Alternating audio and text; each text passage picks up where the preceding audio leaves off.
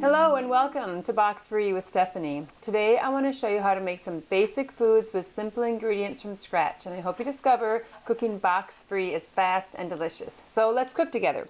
Today we're going to make Cowboy Caviar, which is kind of like a really chunky salsa in my opinion, and it's awesome for the end of summer because it uses a bunch of fresh veggies. So I have tomatoes, corn, peppers, onions, avocados, limes, beans, and you just chop it all up. It's a total chopping meal. So I'm going to start with my tomatoes, and I'm going to basically just core out my tomatoes. And again, this is a really nice recipe for the end of summer when you have all this really nice fresh fruit, or you go to the market and buy it like I do.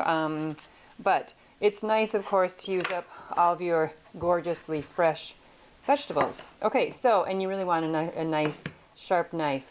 So all you want to do is basically dice everything. So it's going to be a little bit slow as I sit and dice all my veggies.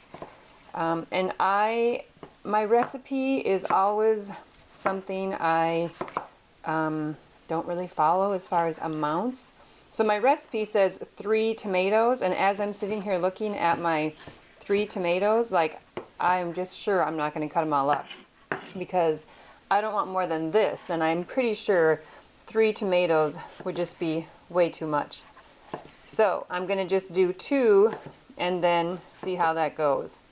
And you can kind of cut these as big or small as you want. Again, just have a really sharp knife because when you're cutting tomatoes, the peels can be a little bit slippery. And if you have a nice sharp knife, then it cuts right through the peels, and if not, it might slip, and that's when you can cut yourself. So I mean, look how much one big tomato is already. So I'm going to cut my other one, and that's all I'm going to do. I know for sure there's no way I'm going to use that other tomato. And these are just whatever tomatoes. I don't even know what kind they are. I just bought them from, where did I get them? Oh, I got them from like my big fruit and vegetable order that I do kind of at the end of summer. So I got like a whole bushel of them, a whole box of them. And I'm going to end up probably freezing a bunch, and then I'll put them in my soups and stews and chilies in the middle of winter. Whoopsie. Because I don't really want to like process them in a food processor. I mean, not a food processor, a pressure cooker. And I don't even want to do like the hot water bath canning because it just is a lot of work. I used to do that with peaches all the time. But I just freeze my tomatoes whole generally, and then you pop them out and you put them under cold water, and the skins just split beautifully. And then you can take all your skins off, and then you have a nice tomato. But the only problem is I don't core them ahead of time. I just throw them in the freezer completely solid and whole. And so then I have to kind of fight with my core to get it off a little bit because it's, you know, a solid tomato. Okay, so now I'm doing my corn on the cob, which I love to put raw corn on the cob right into my salads.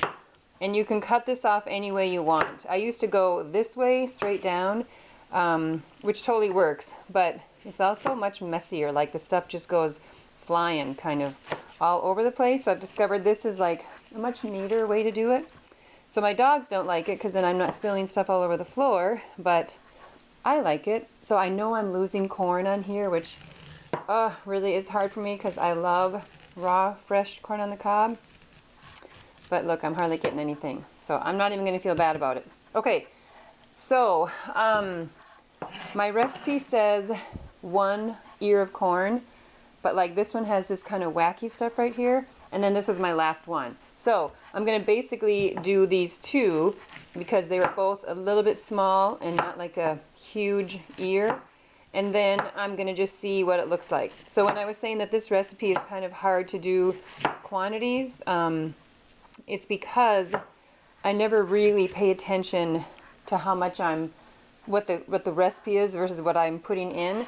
It's more what it looks like. So once it looks like it has enough corn, then I call it done. If it looks like it needs more, then I just add more, and my bowl is already halfway full. Oh my gosh. Oh, this is never gonna work, right? Okay, so then usually when I do my corn like this, you get these kind of long strips that just stay. So then I just kind of throw it in my bowl. You could, I guess, do this on your cutting board, but I don't really want to do it with my knife because I don't want my knife to actually cut the corn kernels. I just want my spoon to break them up. So, and I don't even always do this. Sometimes I just stir it and it's perfectly mixed up by then. So I could just eat that, like corn and tomatoes. It just looks delicious. Okay, then a lot of people for their Cowboy Caviar, because there's a million recipes out there for this, a lot of people use red onion. And I don't know why I don't. I just like the look of the green onion and I like kind of the subtle flavor of it. So I think my recipe says that I'm supposed to do 4 of these. And these are pretty big stalks in my opinion. So once again, I'm going to just go by look. I'm going to do 2 and then I'm going to see how it looks. And then if I need more, I'll just add it because I'm thinking that's enough. I don't know. I'll just have to see here. But this is just a really easy recipe and it's really nice to make when it's like 100 degrees out. Not that it gets 100 degrees up here, but if it were to ever get 100 degrees, you could make this dish and you wouldn't be heating up anything in your kitchen and it's nice and cool. You can eat it cold or you can leave it kind of at room temperature. I mean, you don't want to leave it like sitting out for hours, but it doesn't have to be a hot thing. And then you can serve it just plain, like in a bowl. You can serve it over lettuce. You can serve it with chips, kind of as a dip. You can do whatever you want to. Put it in a burrito, whatever you can come up with. Okay, and that does not look like enough. So I'm going to do another strip of my beautiful, really nice thick green pepper that I got. And then we're going to see if that's enough. Okay, then I have cilantro and avocado, and then my beans. Oh my gosh, I'm going to have a bowl full. Here I wasn't even trying to make a whole bunch. But it just all adds up. Okay, so that's all I'm going to do for green pepper because I don't want oodles of it.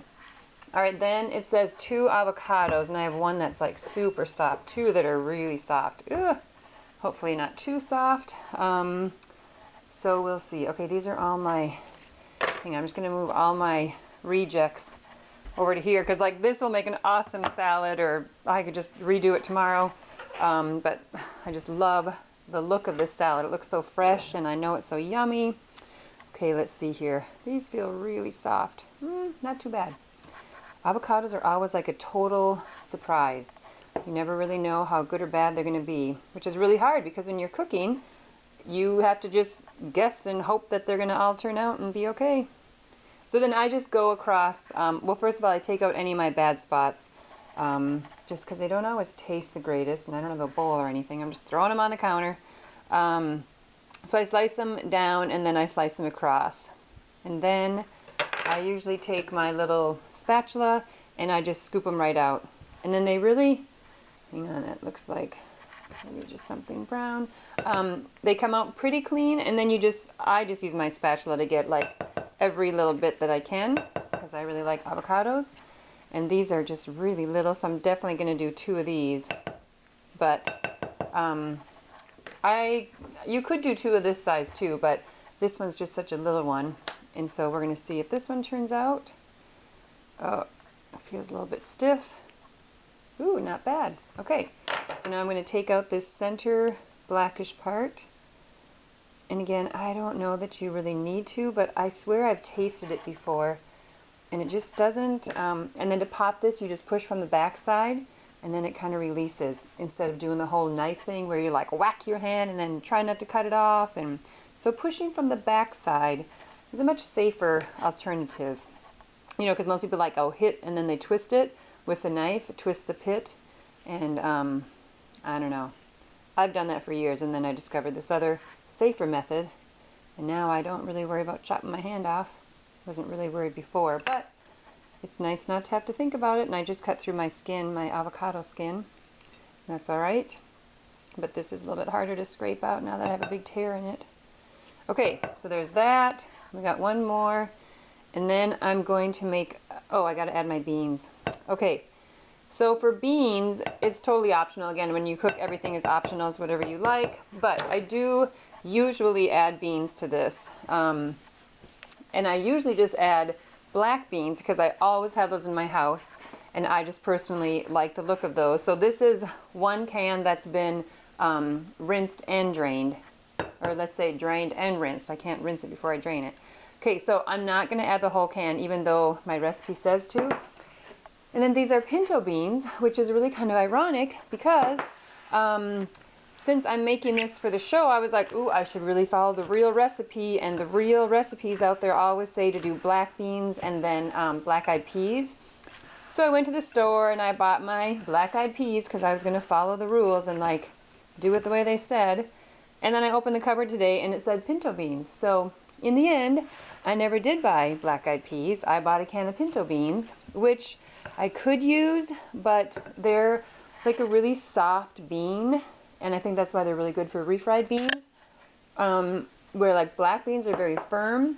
And so, because I feel like I mix this so much, I don't think I want to add pinto beans into this.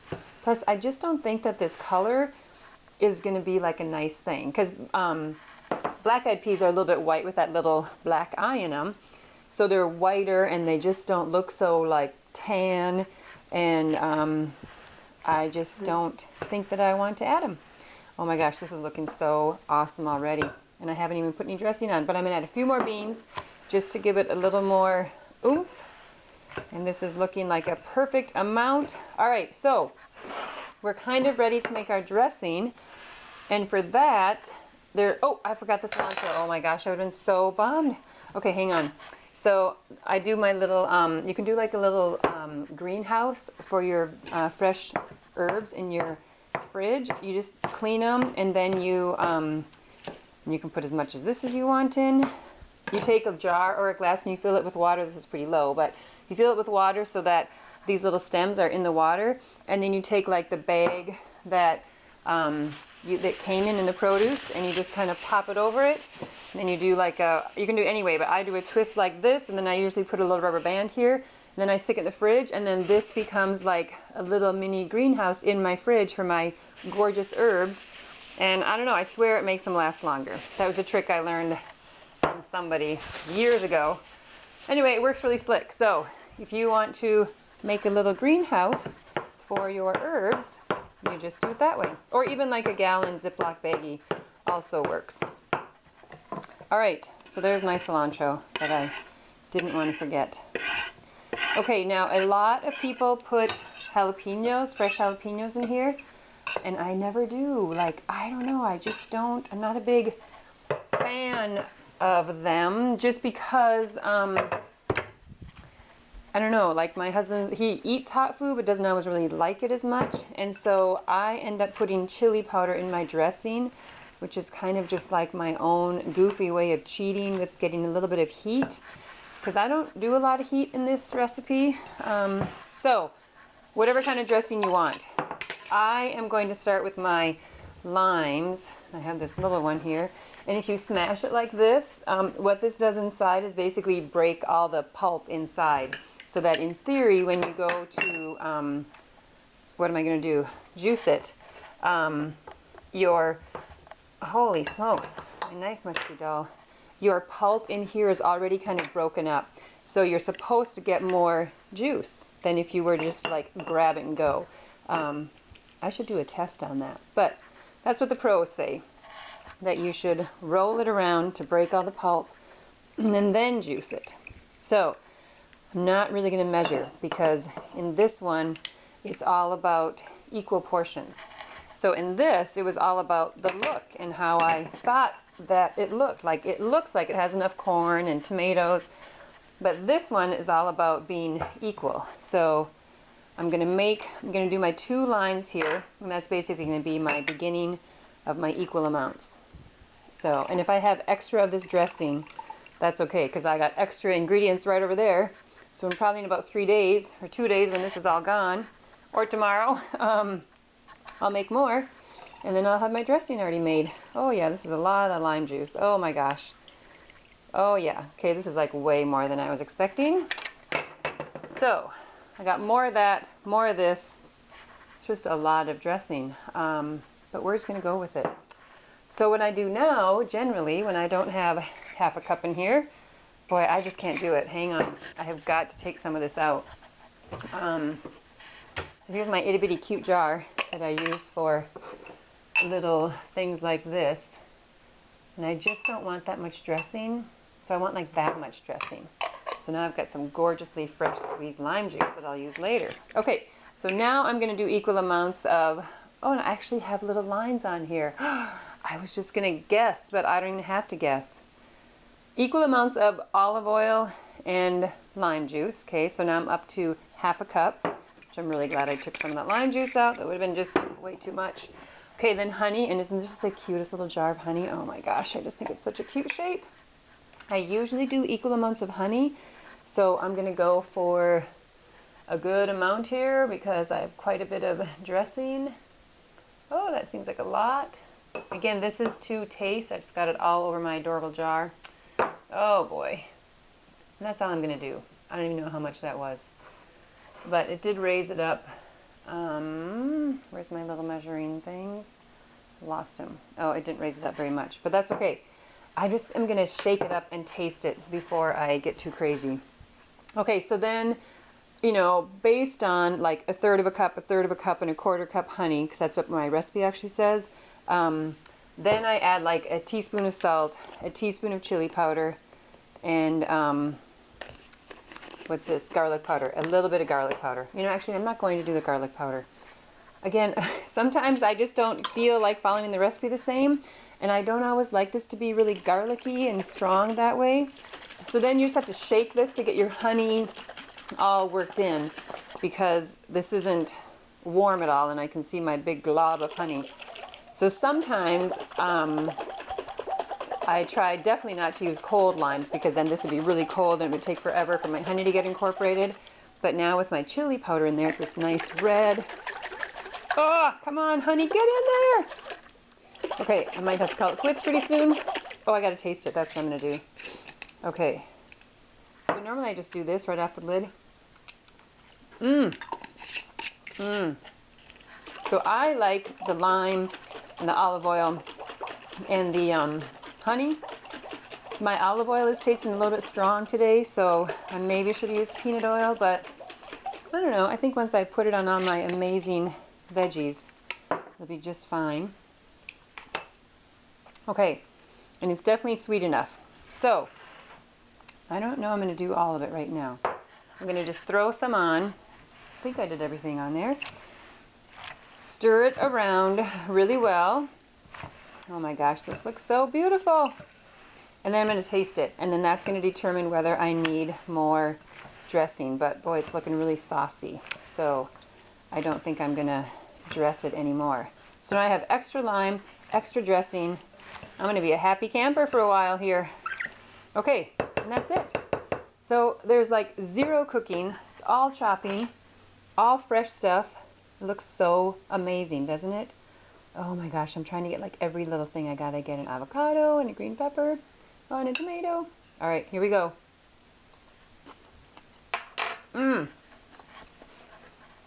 Okay, more salt. Definitely more salt. Just to bring out those flavors. I love the raw corn. If you don't like raw corn, you can do cooked corn. Like, you know, get your cob and then cook it. Or in the winter, if you want to make this, I just use canned or frozen. And if you do frozen, you can throw it in totally frozen and then, well, unless you're going to eat it right away, but it works pretty slick when you're like taking it to lunch in your work or whatever. Then you throw frozen corn in. And then by the time you get there at noon, your corn is all thawed out and it kept it cold.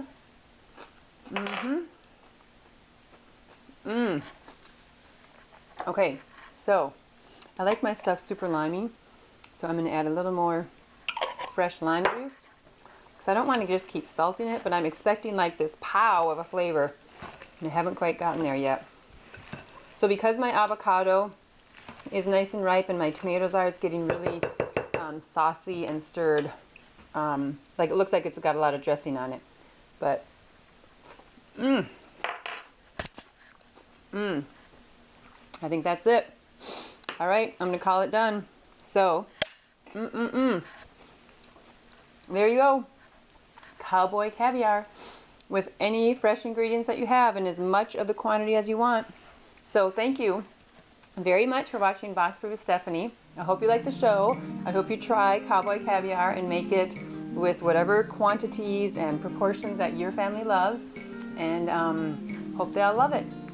All right, thanks for your time. I'll see you on the next show. Bye.